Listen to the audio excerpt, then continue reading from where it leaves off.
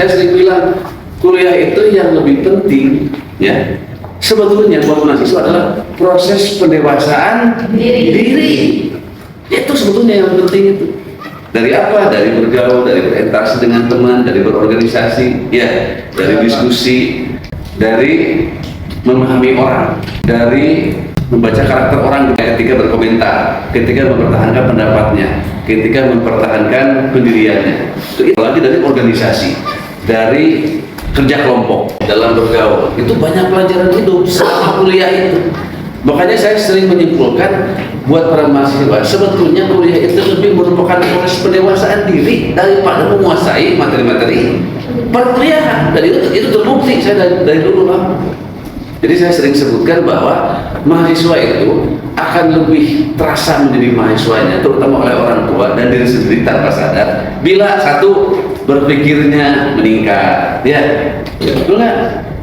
Kematangan dirinya meningkat, kedewasaan dirinya meningkat, komunikasinya meningkat, makin tenang, makin bahasanya makin tertib, makin teratur.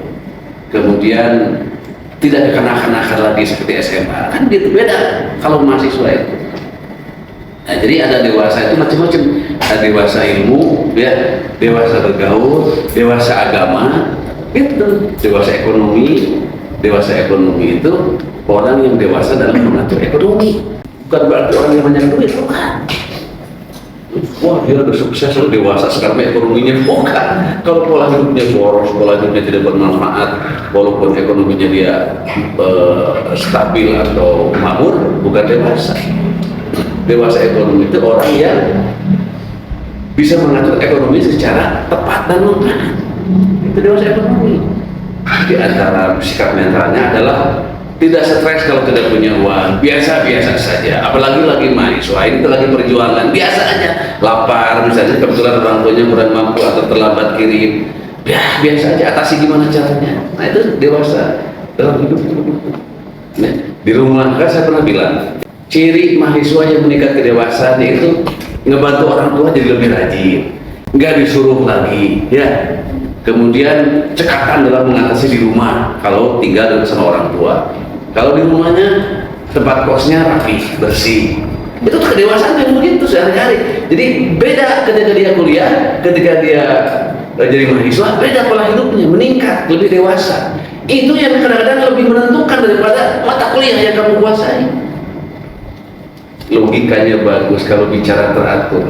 Ketika wawancara kerja kelihatan kedewasaannya, ngomongnya, ya, pikirannya. Jadi ia kuliah tetap jalani biasa, kuliah ikuti biasa, tapi meningkatnya kedewasaan adalah yang paling penting ketika ada jadi mahasiswa. Kenapa? Nah ini nilai kamu misalnya hampir A semua, IP-nya 3,8, IPK 3,8. Tapi kamu pengalaman hidupnya dan kedewasaannya tidak bertambah, tetap kurang bagus. Jadi yang bagus itu kematangan diri. Beda ke SMA, tamat SMA dengan tamat kuliah, harus beda, banyak perubahan. Kedewasaan diri itu yang lebih menentukan hidup ke depan daripada penguasaan mata kuliah. Karena mahasiswa yang kemudian setelah beres dia mendalami mata kuliah jurusannya cuma sedikit, minoritas, paling berapa persen. Kebanyakan kemudian memasuki lapangan kehidupan yang luas, menjadi apa sesuai dengan apa? Sesuai dengan apa? Coba jawab. Sesuai dengan potensi dirinya masing-masing. Enggak? Pertama sesuai dengan potensi dirinya masing-masing. Kedua sesuai dengan passionnya, jiwanya masing-masing. Itulah yang akan menentukan hidup kamu ke depan. Bukan jurusan, bukan mata kuliah, bukan fakultas, bukan kampus. Karena setelah kuliah rata-rata orang itu berkembang secara alami sesuai dengan nah itu kecenderungan dirinya, bakat kemampuannya, potensi dirinya, dan passionnya. Gitu. Jadi kamu menjadi apa ke depan itu potensi diri yang akan lebih membimbing. Tapi kalau potensi dirinya bedanya keilmuannya nyambung dengan jurusannya kuliah, ya akan nyambung. Misalnya kamu senang sekali sejarah Islam, di sini kuliah di sejarah, ya nyambung itu mah jiwa kecenderungan dengan dirinya. Insya Allah nanti kalau nggak jadi guru sejarah, jadi dosen, jadi peneliti sejarah akan ke situ. Tapi kan berapa persen mahasiswa yang kuliahnya nyambung dengan jiwanya coba? Ya, nah sedikit, sedikit. Kebanyakan lulusan juga formal, pilihan kedua, ketiga, ya. Tapi nggak ada masalah, ya hidup begitu. Nanti mungkin setelah beres kuliah ada yang bisnis online, ya suksesnya di situ. Padahal kuliah di jurusan sejarah, apa yang jadi guru? Ya kalau rumah tangga sudah pasti jadi istri, jadi ibu. Ada yang PNS misalnya jadi karyawan, kemana ya ke kantor-kantor, ya di luar dugaan. Ya. Tapi ya tidak nyambung, itulah esensi kehidupan. Jadi kalau kamu hidup banyak tidak nyambung, kamu sedang menjalani hidup yang sesungguhnya.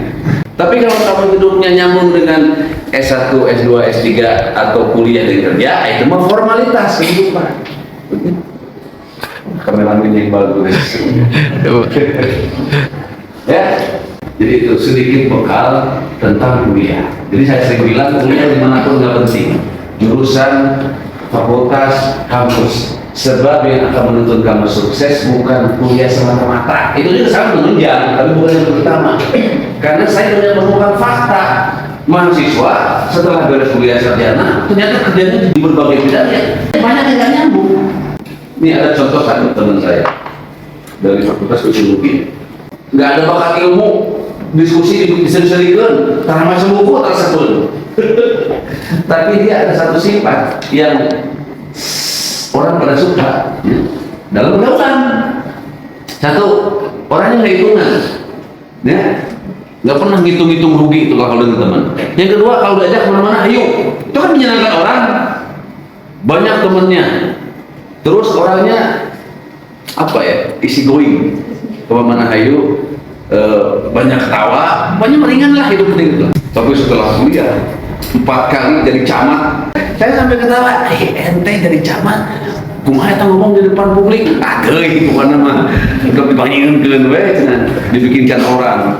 Dia waktu berpisah jadi camatnya ditangisi itu oleh masyarakat. Bapak, Bapak berhenti, terus kenalin dong di sini, kata masyarakat itu dia di setiap wilayah.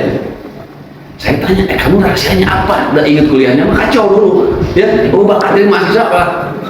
Nggak ada bakat dari mahasiswa. Ternyata ini sederhana, weh. Saya mau kulilingan ke berbagai daerah. Saya orang miskin hidup, saya mau balik ke kantor. Oh biasa karung gitu, weh. Bagikan ke orang yang membutuhkan. Terus ngeriung makan-makan di masyarakat, beres ngasih uang ke orang miskin. Gitu aja. Itu ternyata yang lebih berkesan di masyarakat. Baru ada camat seperti ini sekarang lebih berkesan gitu ya, masyarakat kan gitu. Jadi lebih memenuhi kebutuhan pokoknya ketimbang bergaya-gaya jadi camat pakai seragam, ya komunikasinya formal dengan masyarakat tidak akrab, yang begitu tidak akan berbekas. Itu contoh saja, ya. Oke, jadi kesimpulannya hidup jangan dipikirkan. Tapi pikiran hidup ini jalani, nikmati, syukuri. Jadi apa nanti? Pertama, biarkan potensi ada yang mengendalikan, jiwa ada yang menentukan, Allah yang berhidup. Itu saja. Pasti Allah pun menggerakkan kamu sesuai dengan jiwa dan potensi diri. Nah, kembali ke sini Pak Nyantri. Jadi ini 5 hal yang harus diperhatikan dalam mencari ilmu. Nah, itu judulnya. 5 hal yang harus diperhatikan dalam mencari ilmu. 1, tulis, penting. Soalnya ini bekal hidup. Ya, termasuk dalam kuliah. 1, ilmu niatnya.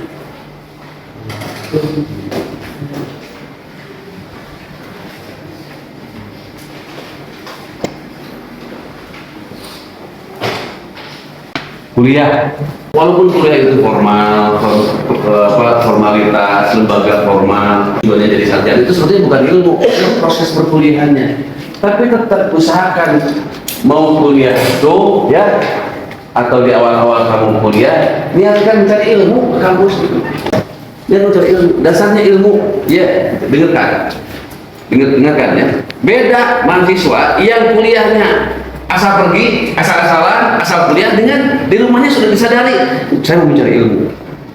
Belajar ke dosen, berguru ke dosen sebelum pergi kuliah, berdoa heula bismillahirrahmanirrahim la haula wala quwwata illa billah. Sebentar sambil direnungkan di sisi ilman, di fahman. Pergi saja. Sudah mandi, badan segar, sarapan sudah, tolong pergi aja ke kampus. Berbeda tuh melangkahnya secara psikologis, berbeda. Nah nanti begitu kuliah di kelas malah langsung tuh ilmu, penjelasan dosen, baca buku, diskusi masuk semuanya.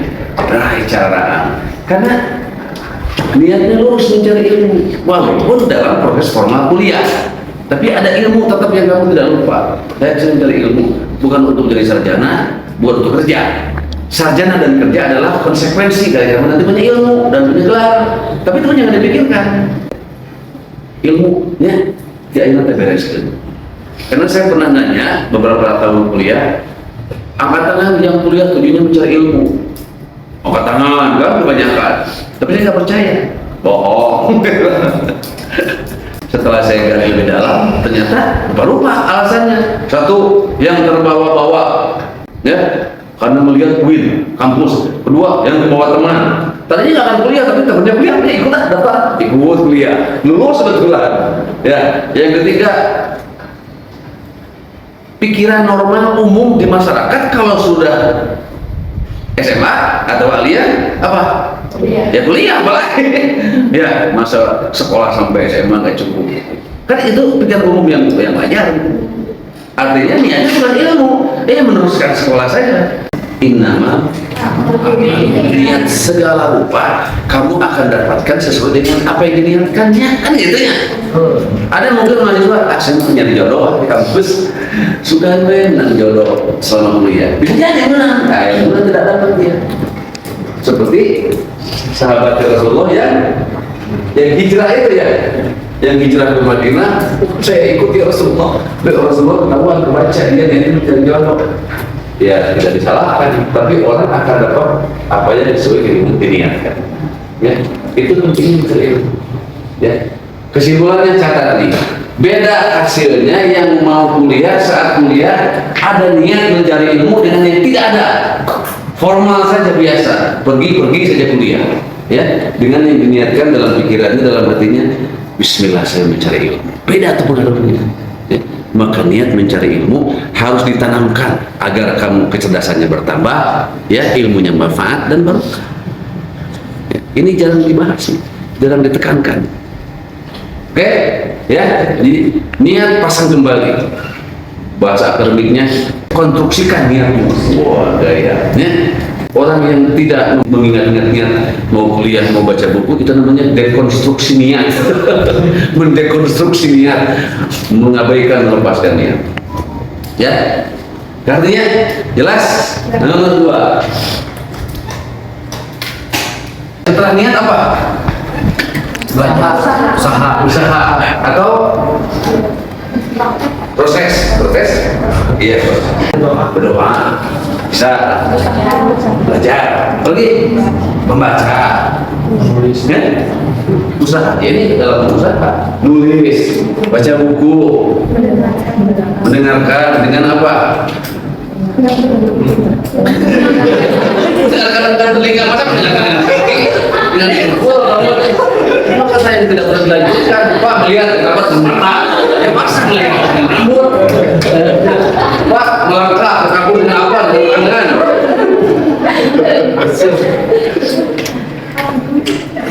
apa lagi? Tadi apa? Mendengarkan dengan hit. Ada lagi yang lain?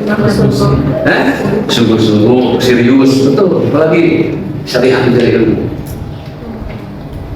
Ada yang belum disebutkan, yaitu pelanggaran. Apa? Jangan mencuri ilmu. Apa mencuri ilmu? Satu, plagiat. Ya, itu plagiat itu mencuri ilmu. Dalam Islam dan di Barat, di dunia modern sama, itu tuh haram. Ya, apa contoh plagiat? atau bentuk plagiat. Pertama, menjiplak karya orang lain diakui sebagai karya dirinya. Yang kedua, mengutip sumber tapi tidak dicantumkan sumbernya. Itu sama mencuri. Ada lagi yang lebih ke adab, ke akhlak. Apa? Tidak mengenali guru bagus apa susah kalau di kampus dosen, ya. Tapi jangan terjebak dengan akhlak juga. Soal dosen di bawah itu salah, ya. Di kampus dosen ngerti kalau salah, ya. Pak maaf, yang saya baca begini, diskusi dengan dosen. Kuliah itu kalau ada diskusi dan perdebatan dengan dosen kalau bisa, berarti kan? Itu hanya bisa dilakukan oleh maksudnya buku yang katanya diskusi. Ini contoh maaf, saya semester 2 dulu. Yang saya baca dari buku ini Pak, saya jelaskan. Yang Nabi Adam itu adalah makhluk beradab pertama, manusia beradab pertama di muka bumi. Saya sebelumnya ada makhluk lain, sekarang banyak dijelaskan walaupun tanpa sumber, ya, dengan namanya yang aneh-aneh, bahwa itu adalah makhluk-makhluk yang ada di bumi sebelum Nabi Adam. Mirip manusia, sejenis manusia, tapi bukan Nabi Adam. Jadi Adam adalah makhluk pertama di muka bumi yang beradab, yang beretika, yang dibekali dengan akal dan agama. Nah, saya jelaskan. Jadi saya bukan bertanya. Bagus kamu, sambil dia menjelaskan lagi. Selesai kuliah, itu fakultas masih baru, saya semester 2. Dia ke fakultas. Ternyata ada pesan yang aduhai. Di kelas iya, kayak budak ngarana muflih cirian alus ke dosen. Saya semester 2 udah begitu. Jadi kalau kamu di kelas misalnya berargumentasi, ya mengkritik saya, mendebat saya atau tidak setuju, tapi bahasanya tertib, etikanya bagus, argumennya bagus, saya pasti tertarik. Siapa ini? Ya? Itu aku mengulang. Pasti tertarik, ingin tahu ini siapa nih mahasiswa? Bagus nih. Untuk mewujudkan ilmunya, kemudian juga harus ilmu syariatnya, ya, syariatnya tentang ilmu, jangan melanggar syariat ilmu. Tadi sudah disebutkan, ya, yang positifnya belajar, usaha, rajin kuliah, baca buku, diskusi sebagainya. Yang negatifnya tidak boleh mencuri ilmu. Apa tadi? Plagiasi, mengutip tanpa menyebut sumbernya, seolah-olah itu pendapat kamu padahal baca dari buku atau pendapat orang. Itu namanya melanggar syariat mencari ilmu. Dan yang lainnya banyak. Tadi tidak hormat ke guru atau dosen, betul, ya. Terus menduduki buku, ya, awas di tempat kos. Kamu baca buku diduduki atau buku dilempar, disemen di mana saja. Itu tidak beradab pada ilmu. Makanya buku itu harus seperti di dalam buku yang tertib, yang rapi, atau di atas meja. Apalagi Quran, betul nggak? Kitab suci, buku aja kamu tidak etis pada buku, itu berpengaruh pada kamu. Padahal itu buku karangan manusia, apalagi hadis-hadis Nabi, apalagi Al-Quran, dijunjung oleh para santri, ya. Itu ada soalnya. Makanya termasuk kalau kamu menemukan sobekan Quran di jalan, di gang, diapain? Ambil, masukin ke saku. Di rumah mau dibakar, mau diselipkan di mana, ya, mau dilempar ke atas genteng. Intinya kamu hormat, itu saja. Bahwa ini adalah kitab suci. Kalau sobekan dibakar saja. Ya. Jadi ketika ngambilnya itu, ya Allah, ini bagian dari firman Allah, firman Tuhan, penguasa alam semesta. Kamu ambil, amankan. Kalau sobekan buku, kertas, ya nggak perlu. Ya. Ketiga, apa kira-kira? Apalagi yang lain? Yang kira-kira bukan tujuan ilmu, ingin terkenal, populer, agar saya dikagumi orang, dipuji orang, bukan. Ilmu supaya kamu pinter, lebih memahami kehidupan, lebih bijak, ya. Itu aja. Akal berkembang maksimal, pikiran terasah supaya kamu cerdas jadi manusia. Itulah kira-kira. Nanti jadi sarjana kerja itu sudah otomatis, enggak? Kalau sarjana sudah pasti kamu dapatkan nanti setelah kamu sidang. Kerja adalah rangkaian dari proses kamu perkuliahan. Jadi kalau jadi gini, misalnya Pak Hafiz nih, ya, dari dosen. Ini kan prestasi, ya, karena dosen itu level yang kelas menengah ke atas, gitu, level terhormat di kalangan masyarakat. Nah, sampai jadi dosen itu rangkaian dari proses, ya, waktu kuliah. Pertama mencari ilmu, kedua adabnya dijaga, semangat hidup belajar tadi itu ya, kemudian hormat ke orang tuanya. Berbagai macam langkah-langkah itu dilakukan tanpa disadari, kemudian membimbing Anda sukses jadi manusia. Duduk di pekerjaan apa, menjadi apa, itu. Tapi ini perlu dijelaskan, tekankan lagi, sukses itu bukan sukses hanya di dunia, ya. Manusia yang suksesnya tidak terbantahkan adalah orang yang masuk surga. Udah itu sukses sejati, ya. Orang sukses di dunia belum tentu sukses di akhirat, selamat di akhirat, ya. Sukses yang asli sejati, selamat di dunia, selamat di akhirat.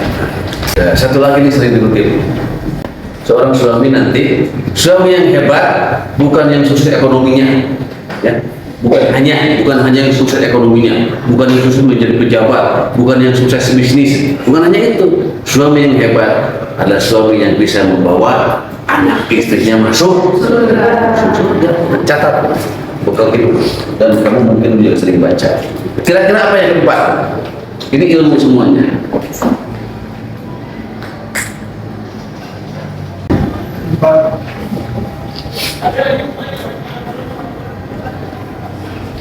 Setelah niatnya ilmu, syariatnya tidak dilanggar, tujuannya benar, nanti kamu akan mendapatkan manfaat ilmu itu, ya. Kamu kerja mudah, rezeki lancar, ya. Kemudian mengajari orang lain jadi pintar juga, kamu cerdas, ya, disukai orang karena pinternya, ilmunya manfaat, memberikan inspirasi, ya. Nah, itu manfaat ilmu. Efeknya adalah menggunakan rezeki, ya. Beda yang kuliahnya tujuannya jadi sarjana, nanti kerja, dengan yang tujuannya fokus pada ilmu, rezekinya kepada lihat nantinya, ya. Beda. Yang kelima adalah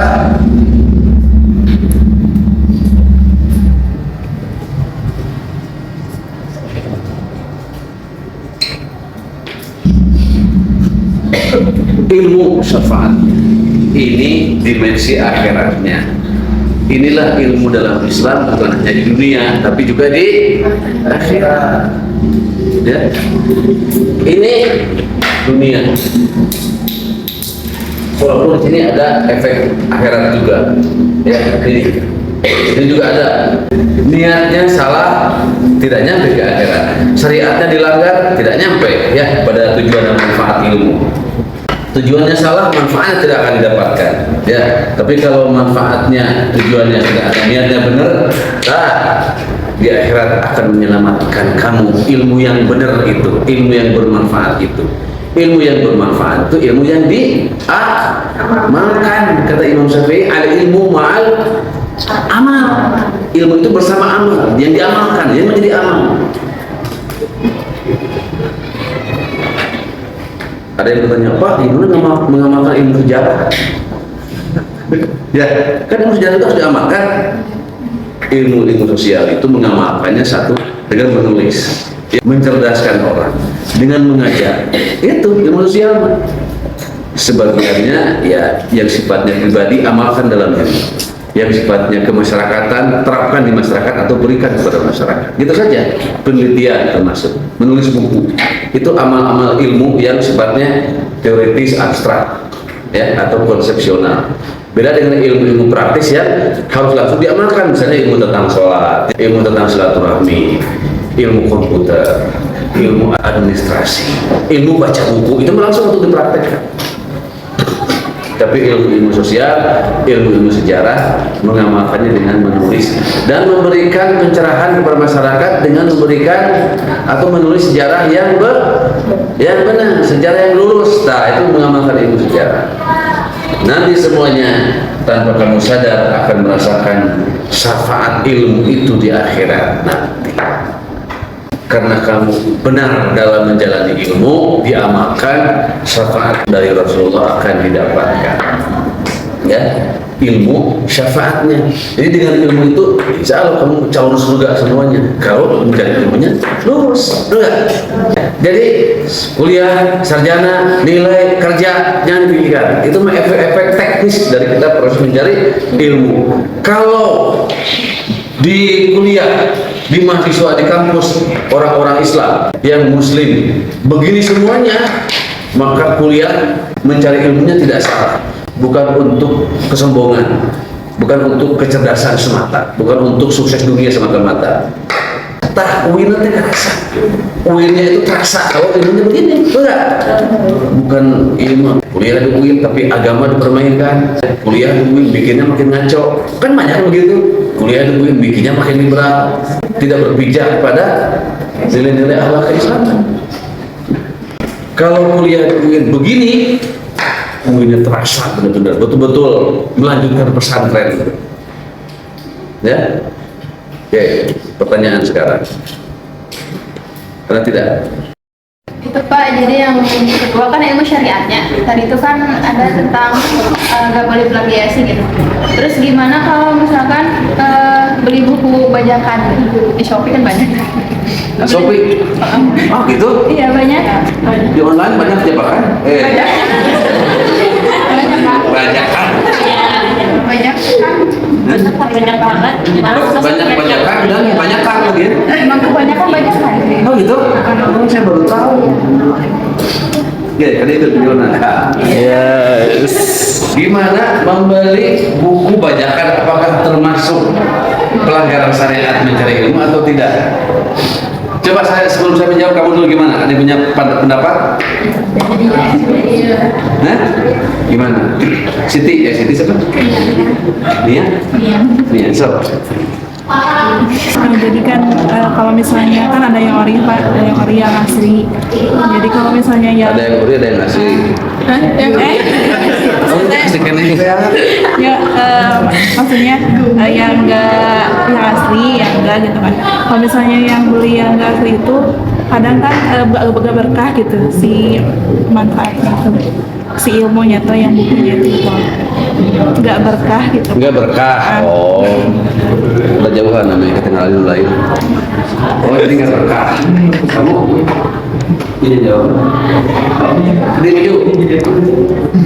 Ini kemana ya? Kalau ada izin dari si penulis bukunya, kalau emang niatnya ingin cari rezeki gitu. Ya, Kalau ada izin dari penulisnya dan niat mencari rezeki, boleh bukunya dibajak atau difotokopi gitu ya. Ya kan Kak, di buku itu suka ada ya, ada tulisan, ada yang boleh diizinkan di fotokopi atau Ada yang tidak. Bagus. Ada lagi? Ya. nggak boleh misalnya kalau Menurut kamu nggak boleh sebabnya? banyak kan gimana ya, nggak izin gitu, jadi si apa ya, penghasilannya itu nggak sampai ke penulisnya gitu, jadi sama Yang namanya pembajak. bajakan nggak izin dan penghasilannya nggak sampai kepada penulisnya. Sip. Boleh direproduksi, boleh dibajak, boleh fotokopi, ya itu namanya bukan bajakan. Ya. Ada penulis keren di Indonesia, penulis buku yang mempersilahkan bukunya silakan dibajak, fotokopi bebas. Ada tuh penulis gila namanya Cak Nun, Emma Ibn Najib. Ya, dia melawan tradisi kapitalisme dan tradisi hak intelektual dalam perbukuan pemikiran bahwa buku itu tidak boleh dibajak, buku itu tidak boleh di fotokopi. Dia mempersilahkan, membebaskan. Apa yang dia kejar? Coba, apa yang dia cari? Mengamalkan ilmu, manfaat ilmu. Dia merasa ilmu ini bukan dari saya, bukan punya saya, dari Allah. Punya Allah, kenapa saya harus banyak aturan? Yang penting diamalkan, dimanfaatkan oleh manusia sebanyak-banyaknya. Keren dia, keren. Itu secara aturan birokrasi melawan kapitalisme. Betul, ada hak intelektual dan tadi ada etika syariat harus menyebutkan sumber, itu juga betul, bagus. Tapi bila ingin lebih dalam dari itu, kamu menulis buku ya, atau membuat artikel yang bermanfaat, kamu bebaskan, itu kesadaran yang lebih tinggi, gitu saja. Bukan berarti yang ini salah tadi ya, bukan. Nah, saya mencoba mengikuti. Saya sering menulis di Facebook artikel yang agak panjang dan banyak orang terinspirasi, ya, banyak orang tergugah, lalu di-share, sering di-share tanpa izin saya. Saya bilang nggak apa-apa, bebas. Gitu aja. Ada yang protek, Pak, itu orang men-share nggak izin ke Bapak, nggak apa-apa, biarkan. Saya sama, yang penting manfaat aja ilmunya, terserah. Ya, bahayanya kalau ilmu itu merasa punya kita, jadi kesombongan, dan itu yang harus dihindari. Tapi kalau ilmu dari Allah, saya mah bukan siapa-siapa. Otak dari Allah, ilmu dari Allah, pikiran dari Allah. Kenapa saya harus mengklaim ini ilmu saya? Ilmu itu dari Allah untuk kita semua manusia agar lurus bermanfaat, selamat dunia akhirat, kan begitu. Ya, nah, itu kesadaran yang lebih tinggi. Tapi dalam syariat ini juga harus diperhatikan, jangan dilanggar. Tetap menyebutkan sumber, ya. Kemudian jangan plagiat. Itu tradisi ilmiah, etika ilmiahnya. Itu juga benar, ya. Tapi kalau kamu mau lebih tinggi kesadarannya, buku saya terbit bebas, terserah. Berfotokopi, dibajak, silakan seluas-luasnya. Sama yang penting sudah nulis, sudah mengamalkan ilmu. Nah, itu keren. Ya. Tadi ke yang tadi. Jadi gimana jawaban konkretnya? Boleh enggak membeli buku bajakan? Apakah itu melanggar syariat atau bukan? Sebetulnya melanggar syariat. Karena membajak itu kan dalam dunia syariat, ya, dalam dunia etika mencari ilmu. Ya, jadi ya ini sudah sistem perbukuan. Orang menulis buku, bukunya dicetak, ya, lalu dijual, ada keuntungan. Betul nggak? Jadi kalau orang membajak artinya dia pertama melanggar hukum, kedua tidak memberikan penghargaan kepada penulis buku itu.